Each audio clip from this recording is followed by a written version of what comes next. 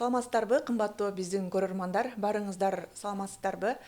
Биз бүгүн ошол медиа сабаттуулук темасын улай эле бүгүнкү күндөгү маалымат жеткирүүдө жасалма акылдын орду кандай болуп жатат, ошол боюнча сөз кылалы деп чечтик. Андыктан биздин коногубузга бүгүнкү маалыматты дагы да толуктоо үчүн студиябызга Кыргыз улуттук университетинин мугалими, мамлекеттик башкаруу илимдери доктору Досалы Иманбердиев агайыбызды чакырдык. Агай, саламатсызбы? Алгач эле ушул бүгүнкү күндөгү жасалма интеллекттин орду, коомдук орду кандай болуп жатат деген ойдосуз? Биринчи ирет ушул редакцияга чакырып, ушундай маекти курганыңыздарга өтө ыраазычылык билдирип кетким келет. Себеби дегенде кандай акыркы убакта Кыргыз ТУС редакциясы ушундай жандуу маселелерди коомго, өлкөгө, мамлекетке, жалпы эле ар кайсы мекеме болобу, жаштар болобу, ушундай маселелерди көтөрүп келатасыздар. Бүгүнкү ушу жасалма акыл деп абдан жакшы которупсуздар. Көпчүлүк убакыт эле жасалма интеллект деп кыргыз тилинде колдонуп келатат. Жасалма акыл абдан жакшы экен. Бул абдан орчундуу, мындай бүгүнкү күндө керектүү дагы, маанилүү дагы суроо или кандай айтайын, ушундай керектүү нерсе. Ал биздин акыркы 3-4 жылда жасалма акыл баардык биздин ушул иш аракеттерибизде, турмушубузда колдонуп келатат да. Бул дүйнөлүк масштабтагы мындай суроо, вопрос дейбизби, проблема дейбизби, орусчасы. Ошондуктан Бир туруп баягы бизге ыңгайлуу шарт болуп атат. Бир туруп карасаң, мындай көйгөйдөй көрүнүп атат да.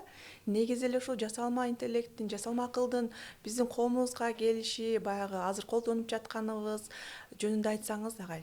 Кандай деп ойлоп атасыз эми? Мунун жакшы жагы көбүрөөкпү же? Эми ооба да, бул бир топ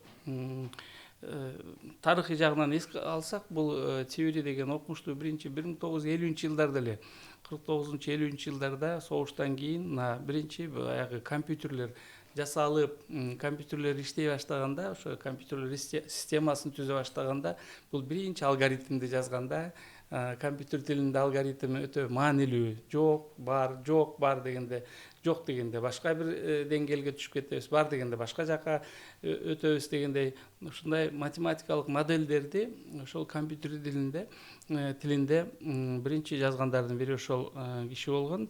Андан кийин бул уланып атат. Андан бери бул компьютердик тил негизинен ошол азыркы мына акыркы 90-жылдардагы интернет дүйнө жүзүнө тарап, анан ошонун тили дагы, дили дагы болуп баратат да.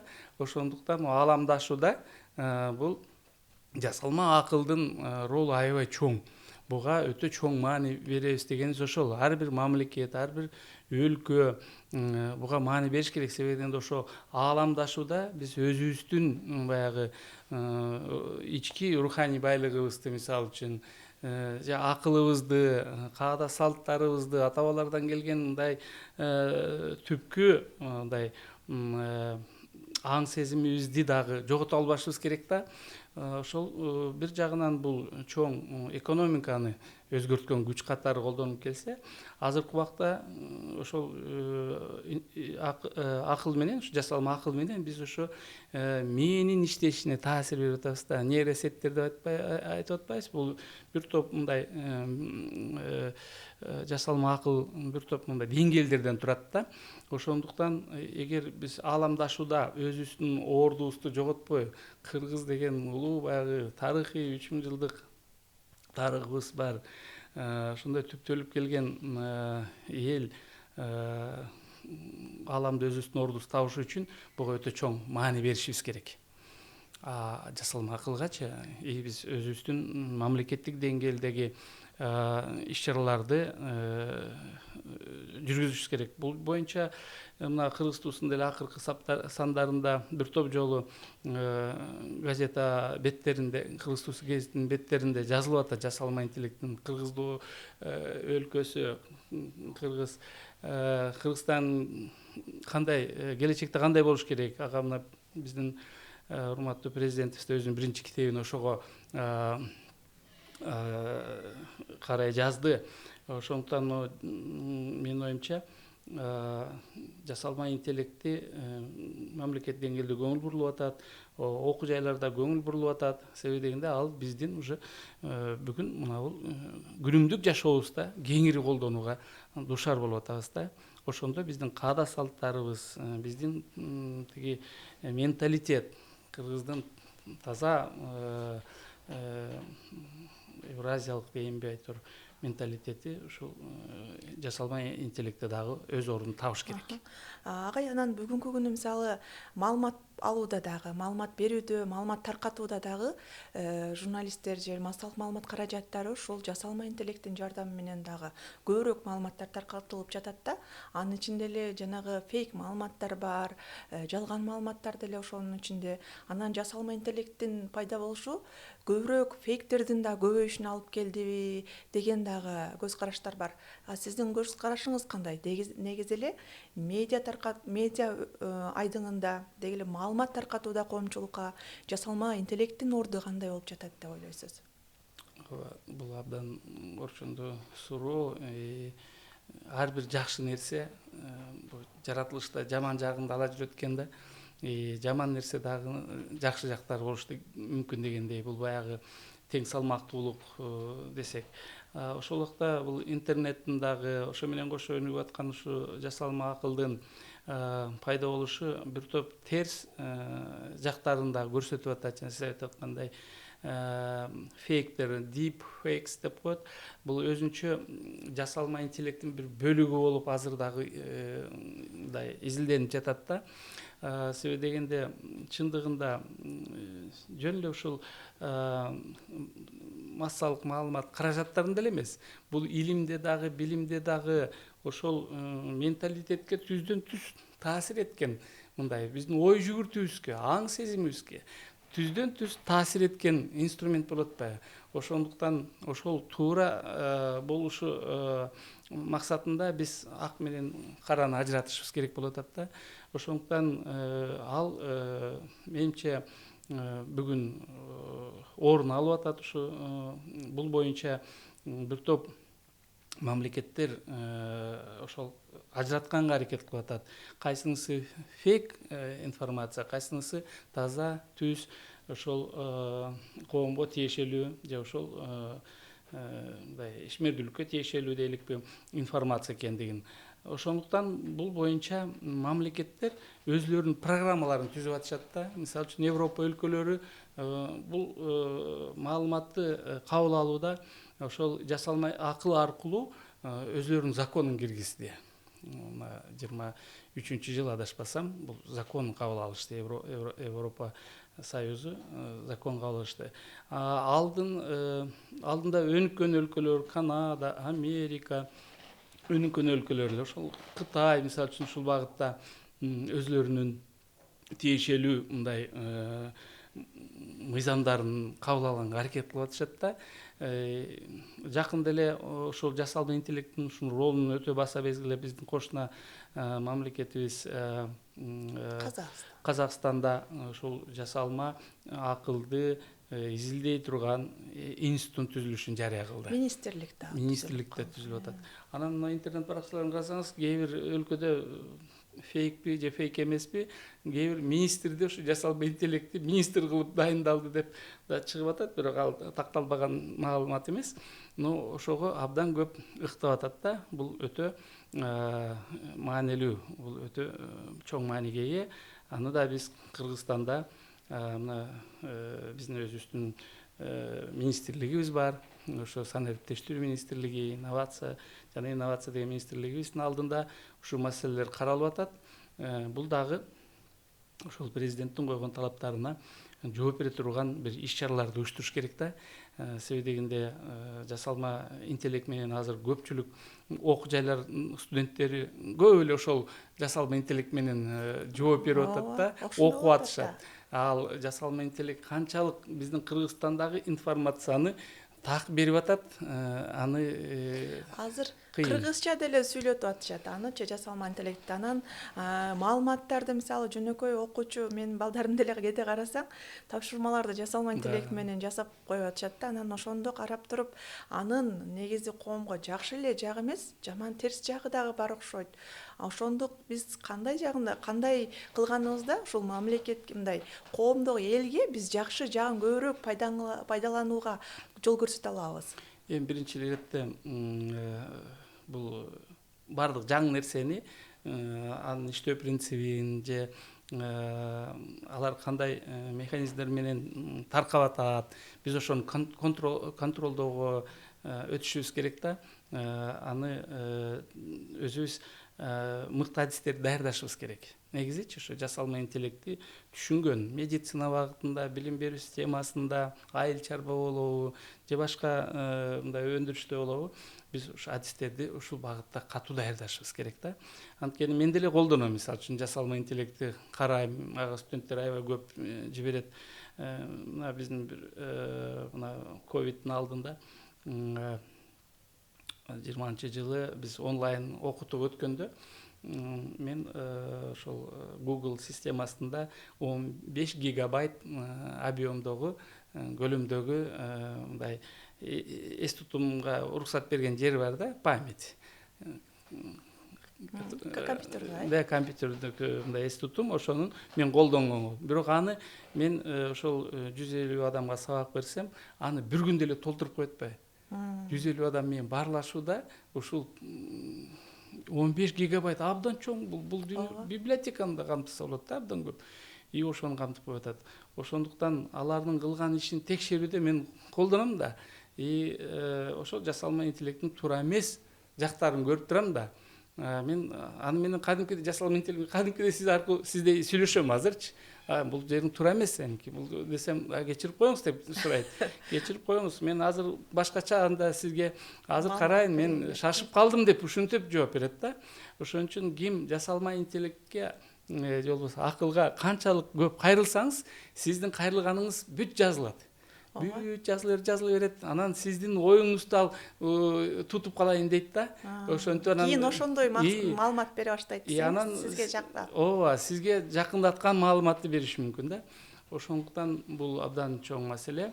Жасалма интеллект эми башында мындай салттуу деп коелук интеллект.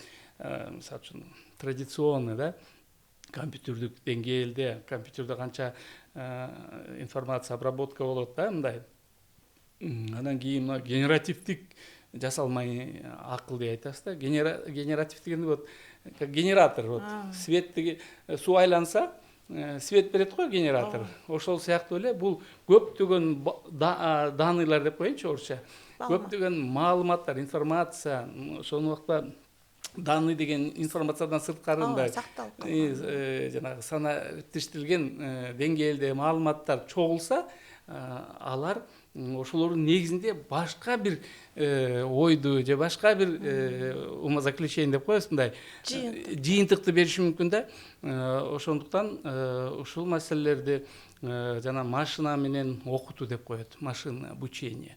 Анан кийин генеративдик обучение же баягы орусча айтканда, эми орусча айтабыз, англисче деле айтсам болот, бирок баягы глубокое обучение деп коет. Анан ошолордун негизинде анан тереңдетилген окутуу. Нейросеттер менен ошолордун чогулган маалыматтары менен адамдын мээсине таасир этип, мээсиндеги ушундай жыйынтыкты же чечимди чыгарып аткан деңгээлге жетиш керек болуп атат да азыр. Бирок ошондой болуп кете берсе, агай, мисалы кийин барып адамдардын мээси иштебей эле ушуга эле берип коюп тапшырманы, анда ошонун деңгээлде калып кетпейби? Адамдар мисалы өзүбүздүн мээбиз иштетпей эле ChatGPT'ни эле иштеп кой, сен жасап кой дей берсек, анан акыл эс баягы иштегиси келбей калабы деген ой дагы бар да. Мисалы коомчулук ошентип кете берсе, дагы бир 10 жылдан кийин кандай абалга алып барышы мүмкүн? Ал абал азыр эле башталды. Мисалы үчүн кээ бир окуу жайларда жалпоолук болуп бир жагынан. Кээ бир окуу жайларда мисалы үчүн окумуштуулар кеңеш чечимин же болбосо методикалык кеңеш чечимдерин ушул жасалма интеллект менен берип атпайбы? Аны мен көрүп турам да. кээ бир ошол жетекчилер ошого да маани бербей атпайбы, что аларга жасалма интеллект менен алып келип бергени көрүнүп турат. Аны жасалма интеллект менен иштеген жетекчи билет да. Ошон үчүн жетекчилердин баарын окутуш керек менин оюмчачы. Садыр Нуркожоевич кайрылып коюшпайбы, баарын окутучубуз депчи. Анткени алар документтерди көрүнүп турат да. Ал бүгүн ооба ошентип ал жеңилдештирүү, анан Кыргыз аябай жеңил жакка тезгенген элбиз го. Тез көрүнүп кетти, анан кыйналып кийин Ал бүгүн элементтери бар. Студенттер мисалы үчүн студенттерди жогорку окуу жайларда даярдоодо биз биринчи биз бир предметтин ошол предметтин жыйынтыгын кандайдыр бир компетенттүүлүгүнө алып келет деп окутпайбыз да. Негизичи ошол предметтердин интегралдуу түрдө уюшмасынан ошол мындай критикалык ой жүгүртүү негизинде ал ой жүгүртүш керек да. Жасалма акыл ага тоскоол болуп атат. Ал критикалык ой жүгүртүүгө университеттерде уже мүмкүн болбой баратат. Ошондуктан бул жерде кескин түрдө жасалма интеллектти колдонуу жана ошол аркылуу жыйынтыктарды чыгаруу негизгисинен окуу жайларда чоң мааниге ээ болуш керек. Жаштар дагы мисалы сиз баягы сизге жазып берген мисалы докладдар, рефераттар дейли, илимий же макалаларды сизди алып окуганда эле дароо билинеби ошол мисалы ChatGPTден жазганы же болбосо өзүнүн жазганы азыркы жаштардын сиздер? Ал эгер жакшы адис болсо ошол багытта ал орусча айтканда сразу эле билинет. Ал тиги тексттеринен, ойлогон оюнан ал билинет. Сөзсүз билинет. Анан азыркы учурда дагы мындай журналистика же болбосо ошо маалыматты жеткирүүдө айтылып атышат. Журналисттердин ордуна ошол маалыматтарды чыгып сайттарга мисалы маалыматтар таркатылып атат. Ошону эле ойлонуп туруп, кайрадан башкачараак кылып өңүттө чыгара тургандай кылып, жасалма интеллект менен сайттар дагы иштелип чыгышы мүмкүн депчи. Мисалы дүйнөдө күн сайын баягы биз издеп сайтка койбой эле биздин ордубузга мисалы сайттарды текшерип отуруп жаңылыктарды дароо чыгарып тура турган сайттар дагы пайда болушу мүмкүн депчи жакынкы аралыктарда. Эгер ошондой абалда болсок, биздин коомду, элдерибизди ошого ишендире алабызбы ошол маалыматтарга, жасалма интеллект аркылуу даярдалган маалыматтарга? Же баары бир эле же журналисттин же адамдык ресурстун орду деле сакталып кала береби? Негизинен жасалма интеллекттин ошо жанагы deep fakes деп атпайбызбы, глубокий фейки да, ошолор ошого алып келет да. Негизинен биздин мүмкүнчүлүктөрдү адамдын ой жүгүртүүсү компьютер менен ошо баарлашууда, жанагындай бирдемелерди жазып атканда же ушундай мисалы үчүн интернетке чыгат да, сиздердики эле, ошолор колдонушу мүмкүн да жалпы. Ал сөз болушу мүмкүн. Ал бирок ошону интернетке чыгарууда ошол интернет боюнча жооптуу мекемелер бар да. Ошолордун уңгусун табыш керек да. Кайсы жерден бул информация пайда болду, түпкүрүнөн, тамырын табыш керек.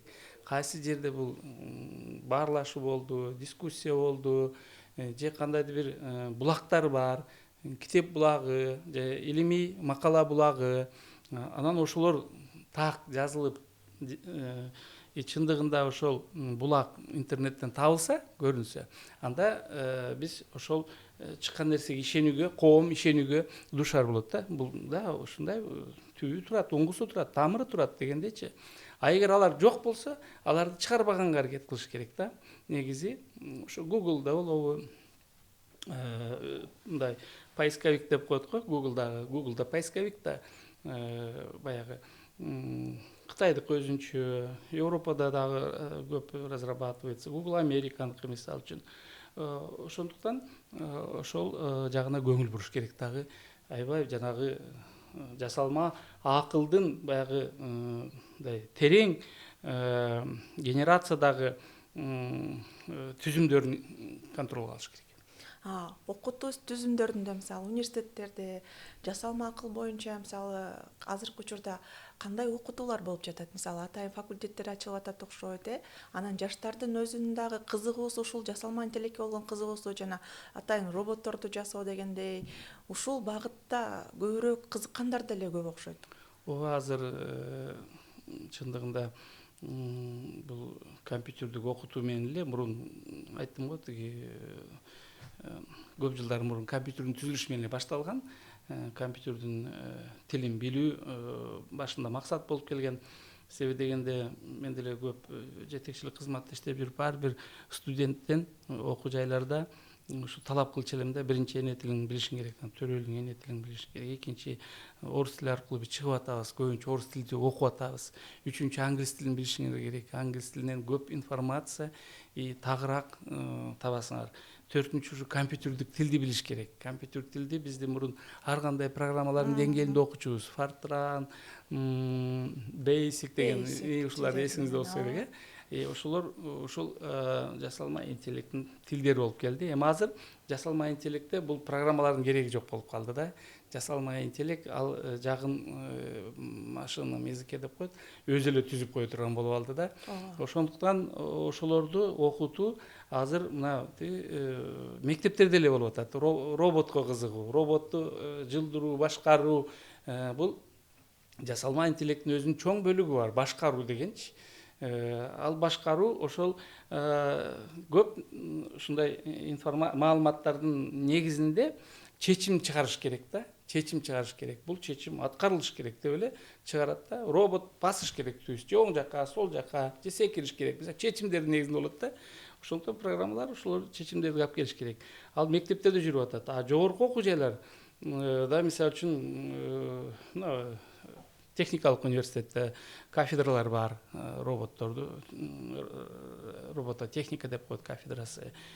Биздин улуттук университетте мына компьютердик системалар жана жасалма интеллект институту ачылды. Ошол жерде бакалавр, магистр, жанагы PhD докторантура деңгээлинде адистерди даярдоо мына бир жылдан бери жүзүнө ашып атат. Аябай кызыгууну туудуруп атат булчу.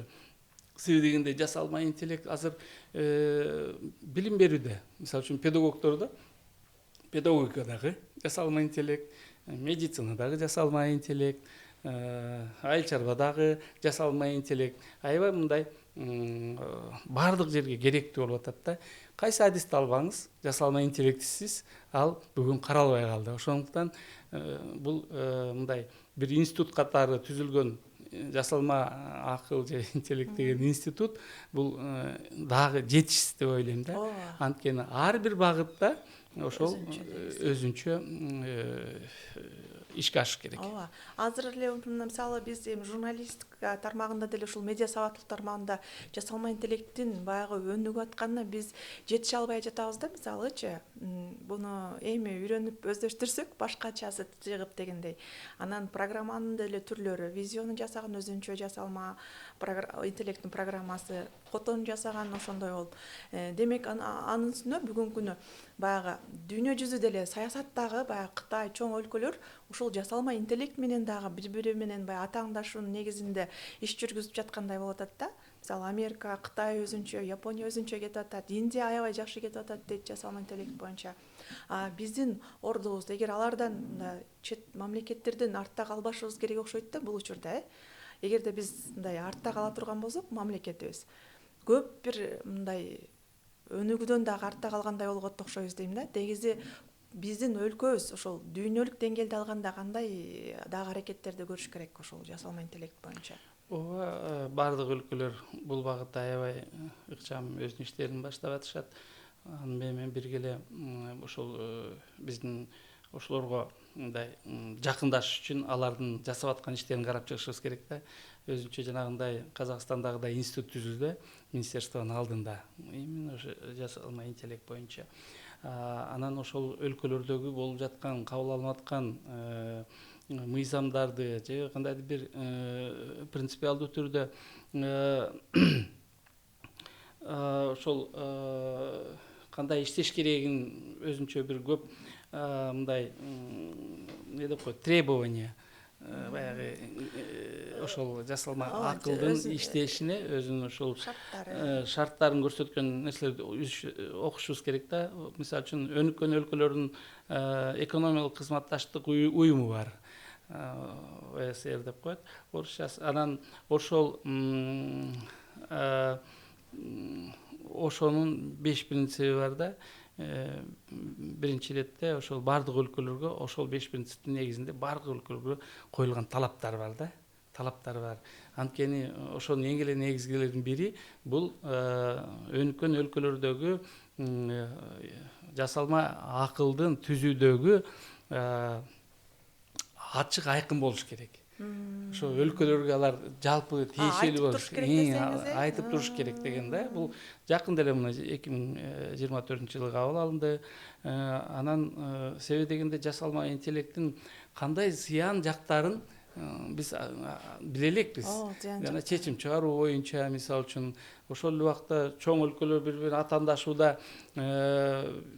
мисалы үчүн атаандашуу негизинен башка өлкөлөргө зыян таасир тийиши мүмкүн, туурабы? Экономикалык убакта, коомдук өнүгүүдө же бир буларды мындай согуш талаасында колдонуу боюнча, туурабы? Ошондуктан бул жерде ошол оондун дагы өзүнүн талаптары бар. Ал жазылган оондун ушу жасалма интеллект боюнча акыркы 3 жылда бир топ методикалык деңгээлде көрсөтмөлөрү бар. Ошолордун баардыгын кылдат, мындай изилдеп, кылдат, окуп, талдап, ошого тиешелүү кадрларды даярдоо жасалма интеллект боюнча бүгүн мезгилдин талабы Кыргызстанда. Мисалы агай, анан бир туруп карасаң, ушул экономикабызга баягы көп өндүрүштөрдө мисалы жумушту жеңилдете турган жайлары бар экен да. Ошол менен эле учурда жумушсуздукка дагы алып келиши мүмкүнбү? Мисалы көп программаларды, көп адамдардын адистердин ишин жасалма интеллект аткарып калып, анан жумушсуздук пайда болушу мүмкүн. Программисттер же болбосо баягы дагы бир ошол IT тармагында иштеген же бир дагы бир ушундай техниканын негиздеринде иштегендердин ишин жасалма интеллект аткарып калып, алардын мындай жумуш орундары пайда болушу мүмкүн деген дагы божомолдор бар го да. Ооба, ал мына оондун алкагында документтерине тиешелүү ал бир топ адистиктердин жок болушу каралган. Бул себеби дегенде жасалма акылдын негизинде ошо роботтор болобу же кандайдыр бир технологиялар болобу, алар бир топ адамдарды бошотушу мүмкүн. Негизинен оор жанагындай физикалык деңгээлде иштегендерди. Бул ал мурдатан эле башталып келген да, мисалы үчүн автоматташтырууда, санаа иликтештирүүдө бул колдонуп келатат. Андан менин оюмча коркпош керек. Ал бардыгы эле массовый түрдө мындай жумуш калбайт деп ойлойм да. Себеби дегенде азыр Европа өлкөлөрүндө ошолордун жыйынтыгынын негизинде мисалы үчүн 4 күндүк иш күнгө өтүп атышат. Эс алуу көбүрөөк болуп атат, адамдын эс алуусу көп болот. Аны менен Кыргызстанда кандай бул таасир этет? Ал Кыргызстан деле эми бир жер шарындагы бир өлкөбүз да, биз деле ошол багытта жылабызго деген ойдомун. Бир топ так маалыматтар бар бул боюнча. Ошол маалымат демекчи дагы агай, бүгүнкү мисалы жөнөкөй элдерге ошол фейк маалыматтарды таркатууда ушул жасалма интеллекттин колдонушу, мисалы биз эми баягы жаш ортодо иштегендер, жасалма интеллектти окуп кичине үйрөнүп калгандар түшүнүп атабыз. А бирок түшүнбөгөн деле калктын катмары көп да. Мисалы чоң улгайган адамдар, айылдагы адамдар, такыр жасалма интеллект менен иши жок адамдар бул нерсеге дароо эле ишенип аткандай болуп атат да. Алардын көз карашына, аларды кантип тарбиялоо керек дегендей. Эми жасалма интеллекттин кээ бир элементтери бизде колдонуп атат. Ошол айылда деле мына телефондор, мисалы үчүн телефондордо айфонду кармагандар Siri муну айтчы, тигини айтчы, же Окей Google тигини айтчы, муну айтчы деп колдонуп атышат. Алиса деген туура, ошо Алиса менен кайрылып атышат. Андан сырткары жанагындай роботтор жанагы чаң соргуч роботтор жүрүшөт, ал программироваться этилет. Анан сааттар колдонуп атат, смарт часы деп коебуз, орусчасы смарт клок. Алар колдонулуп атат. Негизи бул жасалма интеллект кирип атат бизге. Биз аны мүмкүн маани бербей атабыз, кандай иштеп атат. Бизге күнүмдүк болуп калды да, телефонго жооп берип тиги бир топ маалыматтарды сурай коюп, ушу жасалма интеллекттин негизинде болуп атат да, интернеттин кээ бир мына бул сайттары ошо жасалма интеллектке тыгыз байланышта да. Конечно, коомдо үйрөтүүдө биз жасалма интеллектти эми мектепте мисалы үчүн балдар бакчасында деле роботторду чогултушуп иш жүргүзүп атпайбы? Алар өзүнүн бир факультативдик деңгээлде атайын мындай предмет же мындай дисциплина катары кирген жок го.